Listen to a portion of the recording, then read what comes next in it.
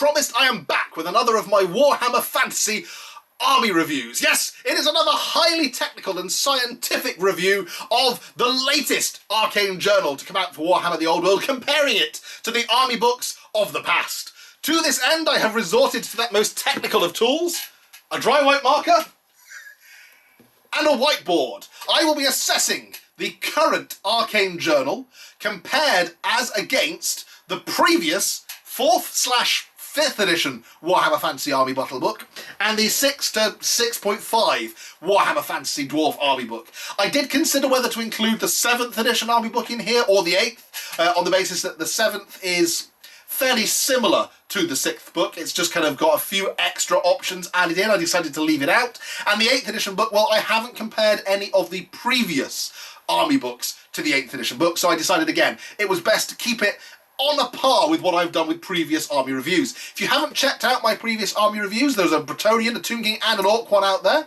I describe what each army book contains. I then break it down by a series of arbitrary statistics that I have determined to assess them by. In this case, it's the unit options that are available, not just in terms of what units, but what options are available to that unit, what special rules they have that make them kind of unique. The background of each book. This is in terms of not only the fluff that's presented, but also things like what special characters, what variant army lists are presented for that army book. And then I've got normally what would be the hand-wavy, magic-y section. However, this is dwarves, so we're doing runes. And finally, what has previously been kind of the wild card round, whereas for the Orcs, for example, it was the War meter. For the Tomb Kings, it was the how does it compare to the 1999 movie The Mummy.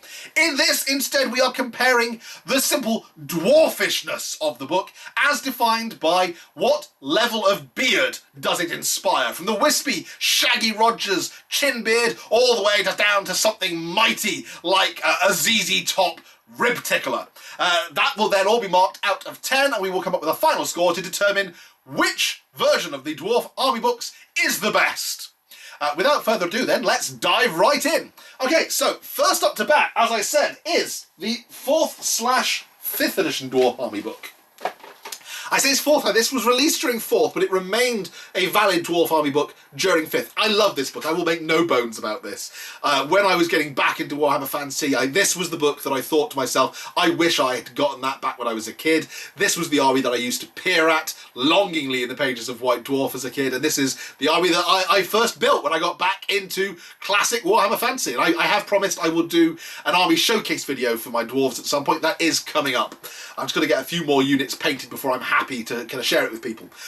What units then are available? Having said I've got to get some more painted, what units were available? Well, this is actually very much an army that has kind of a bare bones list. In terms of the characters, they were very much just kind of archetypes. Dwarf General, Dwarf Hero, Runesmith, Slayer character champions. There were no engineer characters at this point aside from the special character version, so there was nothing that kind of gave you buffs or advantages to different like war machines and stuff. It was just about hitting things quite hard and doing things to try and prevent people from using magic. In terms of units that were that were available, well, you had the Dwarven Warrior, you had the Dwarven Crossbowman and Thunderer, just to check that the Crossbowman was a separate unit. These all had very much the same stats. They were all weapon skill 4, they were all toughness 4, and they all had exactly the same stats, and were fairly similar in terms of points costs.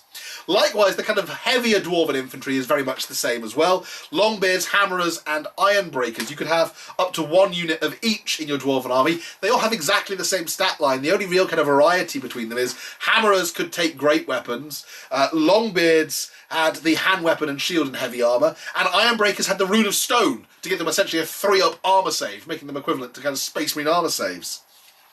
Slayers are Slayers in basically every edition of the book. I don't think even the stat line changes for Slayers in every edition of the book. And likewise, the war machines that we had available at this point are basically the same as well. Stone throwers, flame cannons, bolt throwers, gyrocopters, organ guns, and cannons. Somewhat bizarrely, this book did also give us the option to take monsters, even though the dwarves, I'm sure, would be the only way they would be happy to see a monster if its head was mounted on the wall of their hold. You could take a Dragon Slayer in the same army as a dragon, which is a bit odd, but hey, Warhammer Fantasy, Hero Hammer Edition. As much as I love this book, I am going to have to give It is 6 out of 10 in terms of variety of units. The core units are there, but there just isn't the same depth of variety that we would see later on in the other entries. Speaking of which, let's take a look at the 6th edition book. 6 to kind of 6.5 and very much rolling into 7th edition as well. This is the edition then that introduced the kind of core, special, rare options. And what it does do is, despite kind of breaking things up in that regard, it does then give us a greater variety of what those units mean. So the core units, for example, were warriors, crossbowmen, thunderers, miners, and rangers. Miners in this edition have the underground advance rule, allowing them to come on from behind enemy line. They get to come on from essentially as if they just fled off the tabletop, but behind the enemy formation, which is pretty cool. Rangers, meanwhile, got the scout rule, which let them move forward and advance to kind of different positions. And they got the foresters rule, which meant they weren't slowed by moving through woods. Hammerers now got bodyguard, which made them stubborn if they had a character in there, which, given they already had leadership of 9, and that's before you had a character with potentially leadership 10 in there, they were nigh on unbreakable. I mean, they were pretty much as unbreakable as Slayers, which is cool. Ironbreakers, meanwhile, dropped the Rune of Stone, but were given Gromril armour instead. What that meant was that they had a 4-up armour save before you added 1 to their save for the shield, giving them a 3-up save. But in this edition, in close combat, if you had a hand weapon and shield, which, funny enough, is what they were armed with, then you got an extra +1 to your save, essentially giving them a Terminator armour save in close combat. 6th edition was also when the Storm of Chaos took place, which was the first time that we got a kind of a full legal variant dwarf army list, not one that was kind of like the ones that were published in the back of the book that you had to ask your opponent's permission to use. This introduced us to units like Doom Seekers, it introduced us to units like the Grudge Thrower, definitely adding some extra variety to the dwarven unit options. And for that reason, I'm going to give this codex, this army book, beg your pardon, an 8 out of 10. It's not easy drawing these upside down. Let's move on to the old world then. Okay, so let's lay our cards on the table.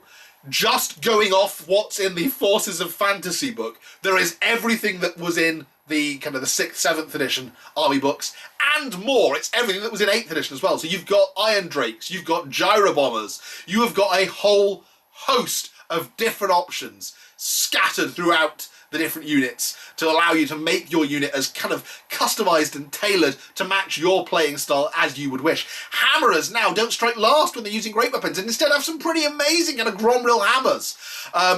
There's all kinds of different options, and that's before we bring into play the Arcane Journal. This gives us a whole kind of spattering of things that I guess they kind of looked at. What did the dwarf army currently lack, and what could they add that would add some character to the army? So obviously a lot of these units are themed around kind of the 2 diverse army lists that were included in this Arcane Journal. But I mean, you get things like, one of my favourites in this is Sapper Engineers. Sapper Engineers means that a unit they are in position with, if they were, for example, deployed out in the open due to a dearth of scenery on the board, they can choose to dig in. That means that after the end of that turn, you can deploy essentially a trench emplacement in front of some earthworks, in front of that unit, meaning that your cannon or your Iron Drakes or your Thunderers or whatever it is you've decided to dig in are now getting the benefit of a defended obstacle and cover, which makes them just, I mean, dwarves are tough already. This makes them nigh indestructible. My personal favourite of all the options in here, and I could wax lyrical about things like the return of Imperial Dwarves, which makes me very happy because it means that I'm one step closer to playing my 5th edition Empire army in the old world. I can add ogres now, I can add dwarves now. You give me halflings and a hot pot, I'm basically covered. But my favourite option that they have added in this book, and it is worthy of note, is that the Grudge Pony that was produced for the Skull Pass 7th edition starter box, and then made its way over into the Dwarven Miners kit, makes an appearance as a unit option in this. What it means is that if you've got one of those deployed, and you can deploy up to 4 of them as a single rare choice in any kind of Warhammer, the Old World Dwarf army. But if you deploy those, any unit within 6 inches of them can use blasting charges for kind of stand and shoot reactions. Basically, you dwarves kind of helping themselves to sticks of dynamite and going, stitch this! Throwing it over the lines and blowing the enemy up. Even better than that though, and this is the thing that, I mean, this would have been a solid 9 out of 10 even before we got to this, but this is what puts this over the top. They have given us rules for Bugman's Bear Pony that was first released way back in the dawn of fantasy. I've got one. I've got a big thanks to my friend Marcus, who gifted me some of his old kind of out-of-use metal dwarf bits, which includes a Bugman's Dwarf beer cart. You can have up to 4 of these. And you can't have a dwarf army. You can't misspell beard without beer.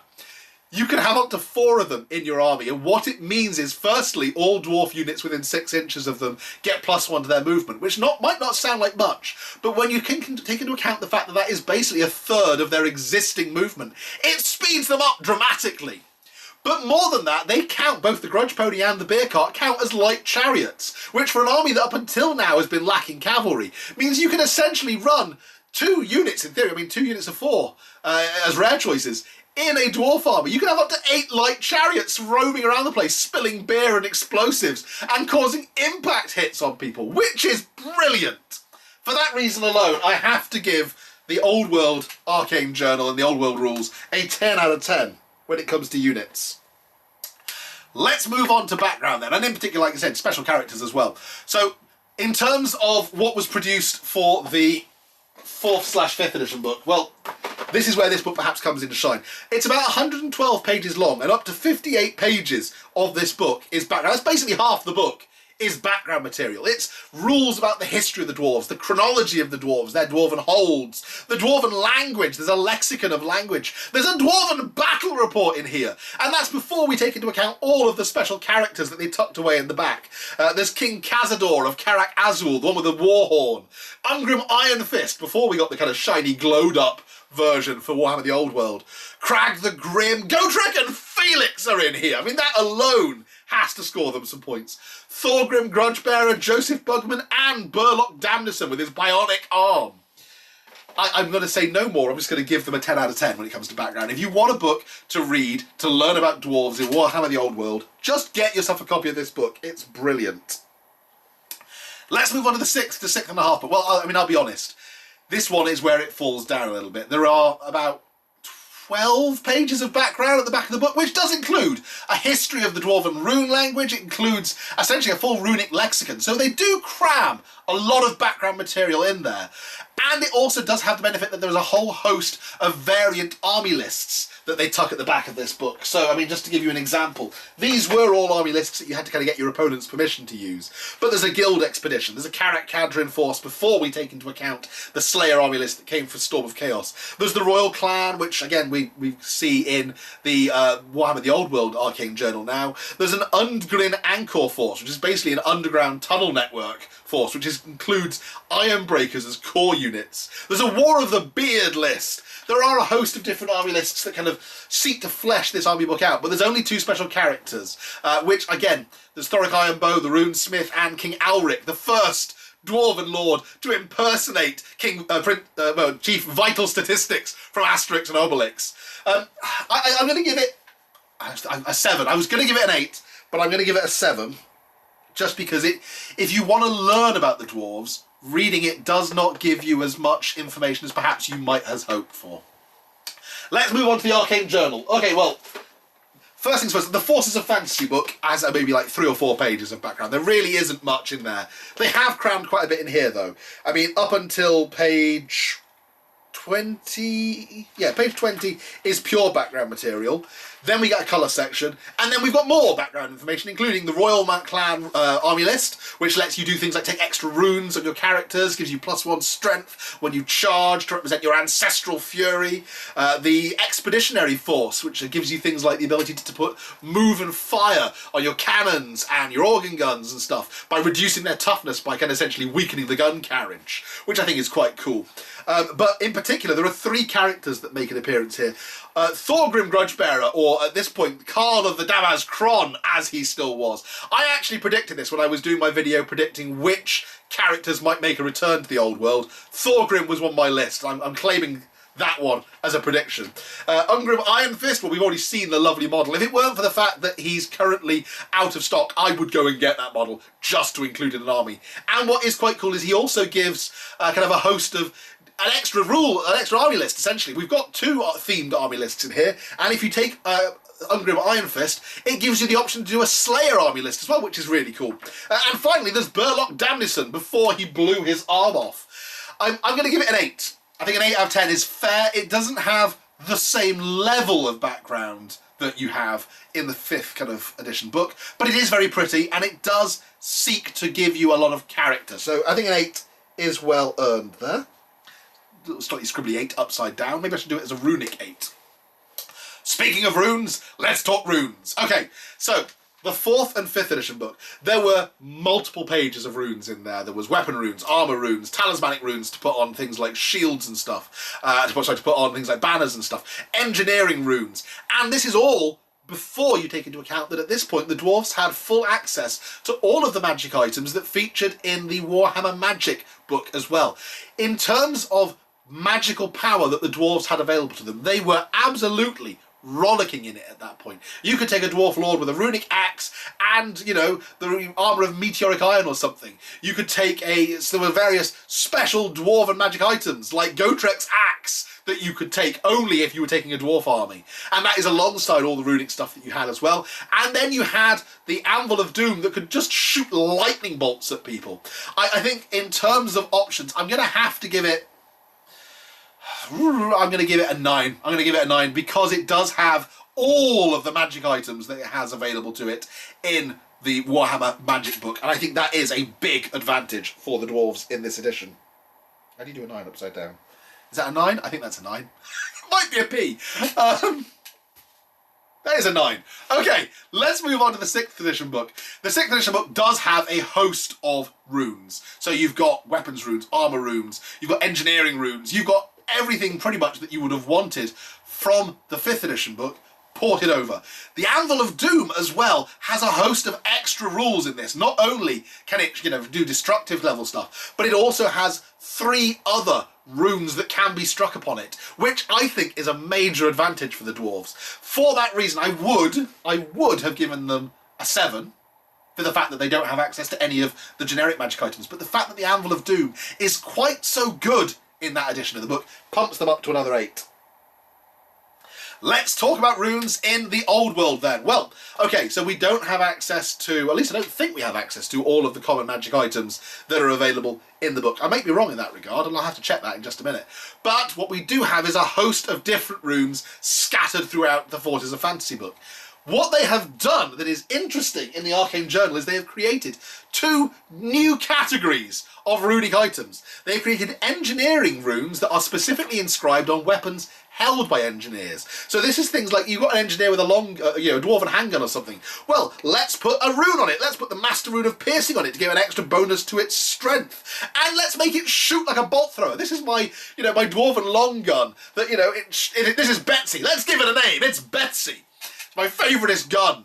Was that Vera? It's got the ability to shoot through ranks. That's before you give it things like giving it, and Rune of Accuracy, so it doesn't suffer any negative hit modifiers. You can shoot somebody on the other side of the board and shoot through their ranks with a Dwarven Engineer's handgun with these runes. It's awesome. For the Slayers, meanwhile, we've got runic tattoos. Not only did they have runic weapons, but previously they'd been denied things like runic armour, and that meant that Slayers could sometimes be a bit kind of squishy, which is appropriate given that they are seeking their doom, but it has to be a worthy doom. There's nothing more depressing than getting charged by a dragon and getting squished before you've got a chance to carve a hole in it with your expensive dragon slayer.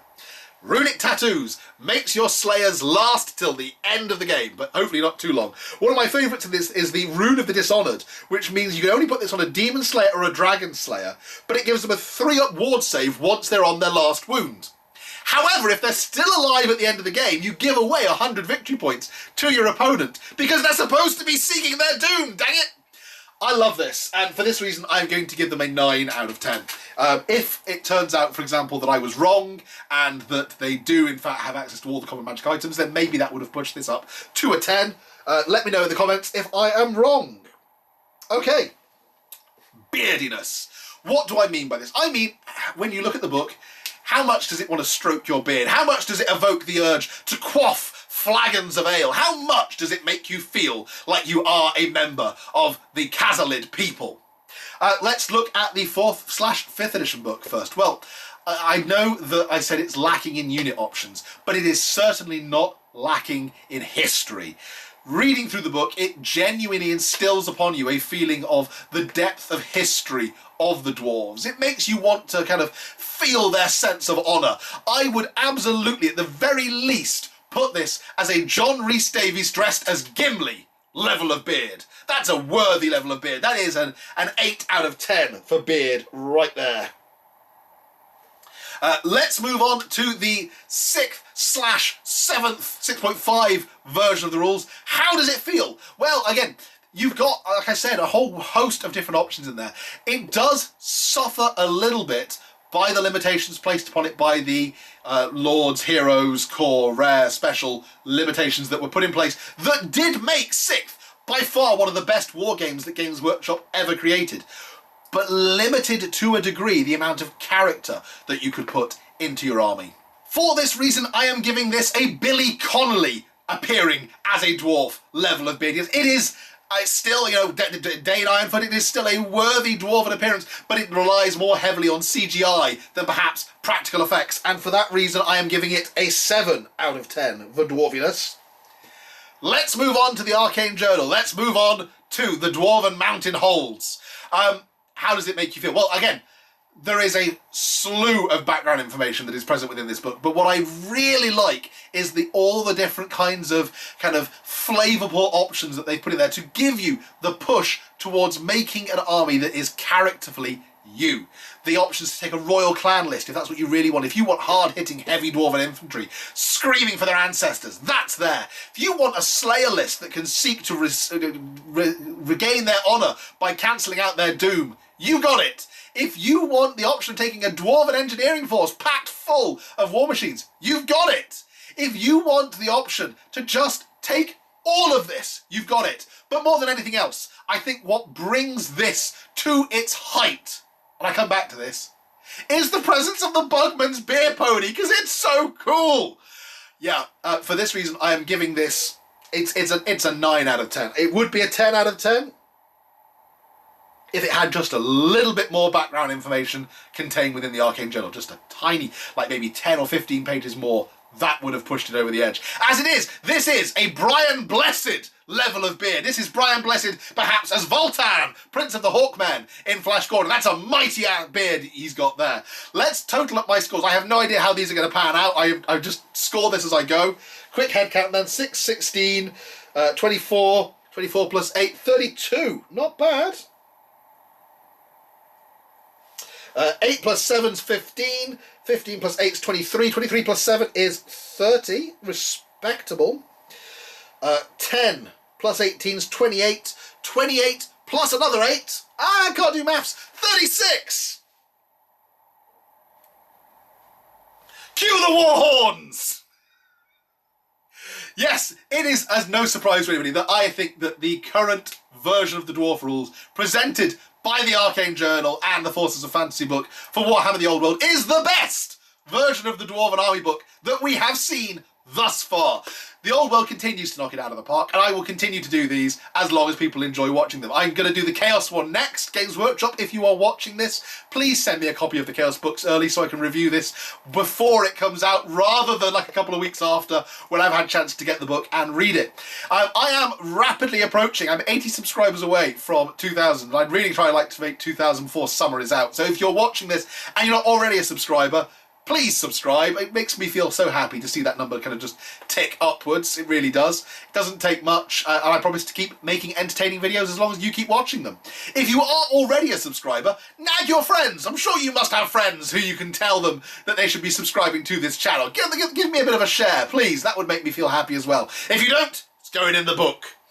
Thank you very much for watching, everyone. I hope you've enjoyed this video. As ever, I will catch you next time. Bye for now.